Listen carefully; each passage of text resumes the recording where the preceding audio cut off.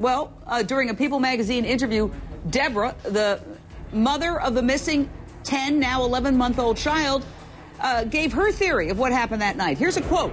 "What I think is that someone was watching us, and they saw Jeremy's van was not there, and that it just happened to be that night the window was open." So the question is, does this family have any proof at all of a stalker? Well, I want to go back to Detective Kevin Bain, Kansas City Police Coordinator for Crime Stoppers. I understand you've gotten hundreds and hundreds of tips. Tell us about it. Well, that's correct.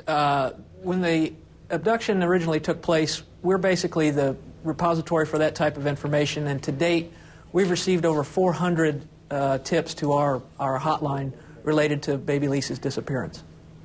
How do you tell if it's a good tip or a bad tip?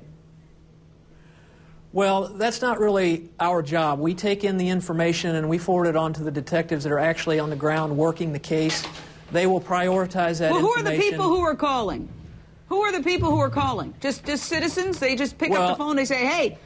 Yes. Well, we know that there was a tip that there was a child spotted at a delicatessen 100 miles or so outside of Kansas City with 2 women who left apparently without finishing their meals. And then on that basis alone, people said, oh, that's very suspicious. But the cops tracked them down, and that's not a good tip. So there are a lot of tips coming in, but do they really have anything to do with the case? I want to bring in an exclusive interview that we have tonight with a woman who lives in the neighborhood, Stephanie Stevens. First of all, Stephanie, I know this has got to be very difficult for everybody in the neighborhood. Thank you for joining us. What is the mood in the neighborhood tonight?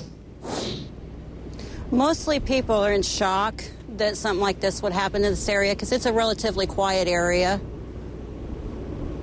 And do you fear, maybe for your own children? We don't know what happened. We don't know who's responsible. So are people keeping their kids indoors?